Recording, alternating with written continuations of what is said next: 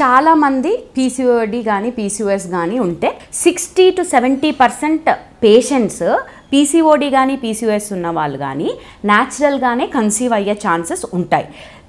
మనం మన లైఫ్ స్టైల్ని మార్చుకొని మనం తినే ఫుడ్ హ్యాబిట్స్ని మార్చుకుంటే హార్మోనల్ ఇంబ్యాలెన్స్ అనేది తగ్గుతుంది.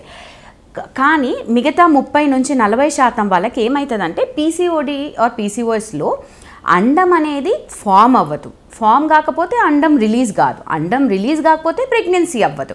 సో ఆ ప్రాబ్లం వల్ల వాళ్ళు కన్సీవ్ అంటే ప్రెగ్నెన్సీ అవ్వడం అనేది కష్టమవుతుంది. సో ప్రెగ్నెన్సీ రాదు అనేది మిత్. పీసీఓడి కానీ పీసీఓఎస్ కానీ most treatable condition of infertility, causes of infertility అంటారు. సో చాలా ఈజీగా ట్రీట్ చేయొచ్చు. కానీ డాక్టర్ చెప్పినట్టు ఓన్లీ మెడిసిన్స్తో మ్యాజిక్స్ జరగవు.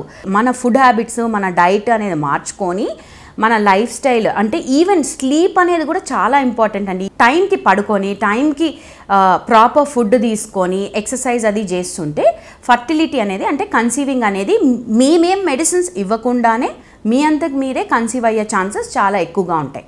సో ఇది మీరు బాగా గుర్తుపెట్టుకొని diet, exercise, good sleep, stress అనేది అవ్వకుండా చూసుకుంటే మీ అంతకు మీరు న్యాచురల్గా కన్సీవ్ అయ్యే ఛాన్సెస్ కూడా చాలా ఎక్కువగా ఉంటాయి.